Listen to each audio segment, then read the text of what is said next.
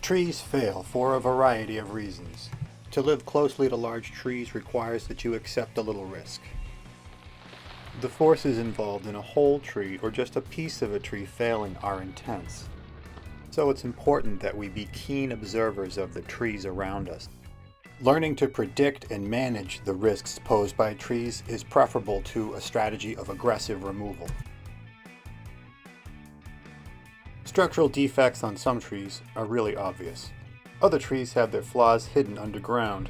This big area of root rot was most likely caused by this girdling root. When this pear tree blew over, it revealed a seriously boxed-in root system.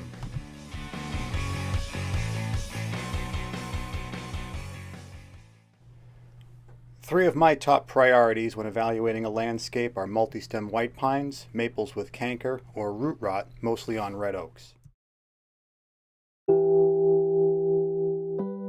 Massive codominant stems of white pines shearing off in wind events is one of the most common and predictable tree failure events in southern New England.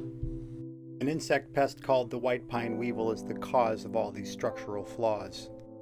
A U-shaped leader attachment with lots of room for bark and wood is ideal. V-shaped leader attachment where bark is pinched between the two sides is where we see trouble.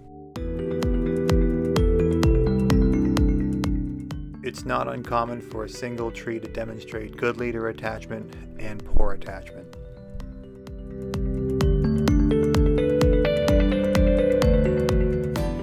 The failure of this codominant stem well illustrates how bark pinched between the two sides of the tree prevented it from forming a solid union. Pines aren't the only trees with this particular structural flaw, but they are the most common and often the most massive. Once you've trained your eyes to see it, you'll notice examples of the hazards posed by poorly attached codominant stems everywhere. Necrotic stem cankers make maples progressively brittle. The Norway maple is most commonly affected, but you will notice it on sugar maples and sycamore maples.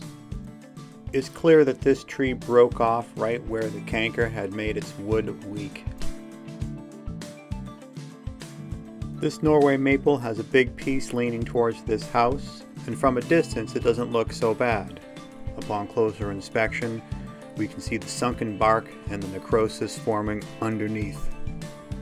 There are no cures for necrotic stem cankers, so prevention by way of optimizing vigor and fertilization is the best bet.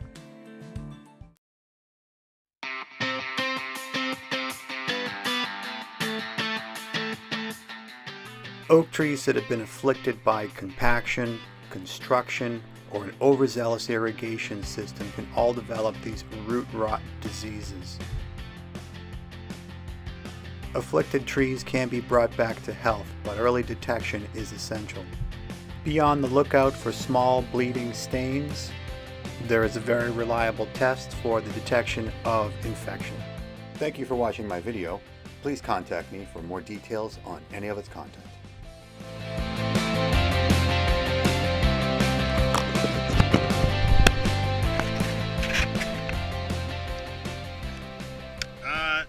One little piece broke.